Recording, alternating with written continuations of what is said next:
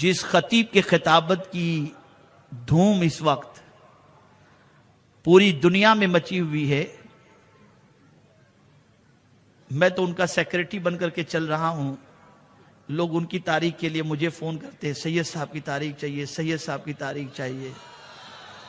تو میں تھک جاتا ہوں ان کی تاریخوں کے بارے میں جواب دیتے دیتے.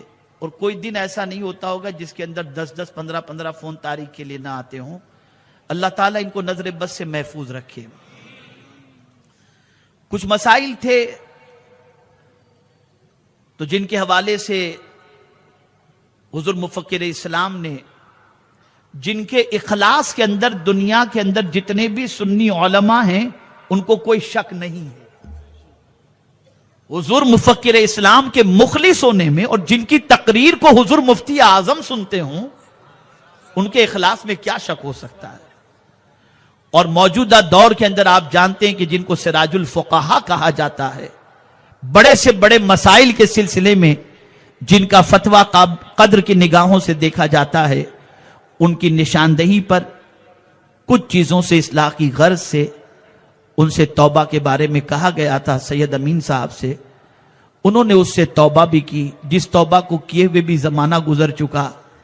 تو الحمدللہ یہ بات مجھے بتاتے ہوئے بڑی مسرت ہو رہی ہے کہ الحمدللہ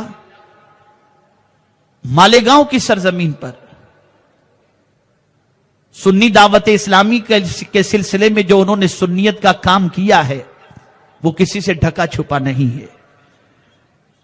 اور اس چھوٹی سی عمر کے اندر اپنی بساط پر انہوں نے کوشش کی، اور اللہ کے فضل و کرم سے اب تو پوری دنیا کے اندر ان کو سننے والوں کی ایک بڑی تعداد ہے.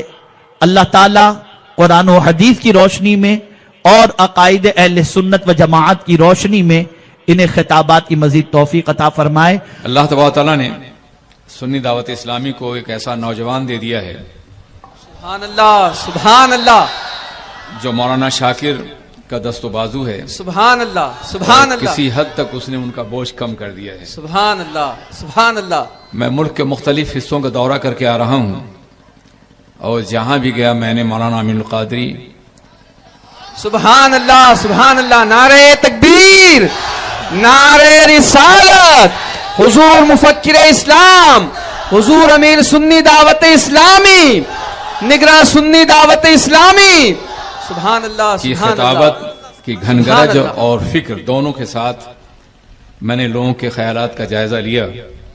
بڑی مسرت ہوئی، دل بھی ٹھنڈا ہوا، اور آنکھیں بھی یقینی طور پر ٹھنڈی ہو رہی ہیں. یہ ان کی محنت کا نتیجہ ہے کہ اتنے افراد شہر سے اتنے دور یہاں اس میدان میں حاضر ہیں. سبحان اللہ. اللہ تبارک تعالیٰ انہیں مزید ترقی عطا فرمائے. یہ اخلاص کی قیمت ہے.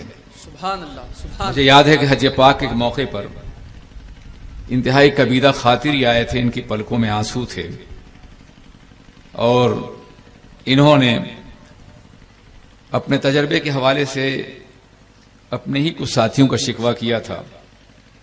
تو میں نے کہا صبر کیجیے، اللہ بڑے اجر سے نوازے گا آپ کو. سبحان اللہ سبحان اللہ. اور انہوں نے صبر کیا، اور آج یہ اجر آپ کی نگاہوں کے سامنے ہے. میں نے مولانا شاکر سے گزشتہ سال کہا تھا، اور آج بھی، کہ اب اگر قمر الزمان نہ بھی آئے تو مولانا امین القادری جیسے نوجوان آپ کی جماعت کے یہ بے پناہ کافی ہیں اور اہم ہیں. سبحان اللہ. اللہ تبارک تعالیٰ انہیں سلامت رکھے. آمین. اللہ. مسلک کی اشاعت، عقیدے اور مذہب کے حوالے سے اعلی حضرت کی فکر کو عام کرنا پازیٹیو اور مثبت انداز سے، یہ ہم سب کا ایک مشترکہ مشن ہے. ہم ایک لمحے کے لیے بھی امام اہل سنت سے دور ہو کر کے کبھی زندگی کا تصور نہیں کر سکتے. سبحان اللہ سبحان اللہ. ہاں، طریقہ کار میں یقیناً اختلاف بھی ہوتا ہے، اور یہ اختلاف تعمیری بھی ہوتا ہے، اس کے بڑے فوائد بھی ہوتے ہیں، فضائل بھی. میں بھی پالی کی سرزمین پر تھا، اور وہاں میں نے چھوٹے چھوٹے گاؤں کو دیکھا. بے پناہ تھکن تھی. اب تھکن پاؤں کی زنجیر بنی جاتی ہے. راہ کا شوق یہ کہتا ہے کہ بڑھتے رہیے. تھکن کے باوجود میں نے کئی درسگاہوں کا جائزہ لیا جہاں تھوڑے تھوڑے بچے پڑھتے تھے، 15 15 20 20 گھر ہیں ان آبادیوں میں، وہاں شاید علماء جانا بھی گوارا نہ کریں، یہ پسند بھی نہ کریں کہ وہاں جا کے کوئی بڑا جلسہ کریں اور خطاب کریں. وہاں قادیانیت پھیل رہی ہے، ارتداد پھیل رہا ہے، بے دینی پھیل رہی ہے، اور عالم یہ ہے کہ اسلام کا صحیح تشخص ان کے ذہنوں میں نہیں ہے، اس لیے کہ وہ پڑھے لکھے نہیں ہیں، غریب ہیں. غربت اور جہل یہ دونوں چیزیں کفر کی طرف لے جاتی ہیں اور وہ اس طرف بڑھ رہے ہیں.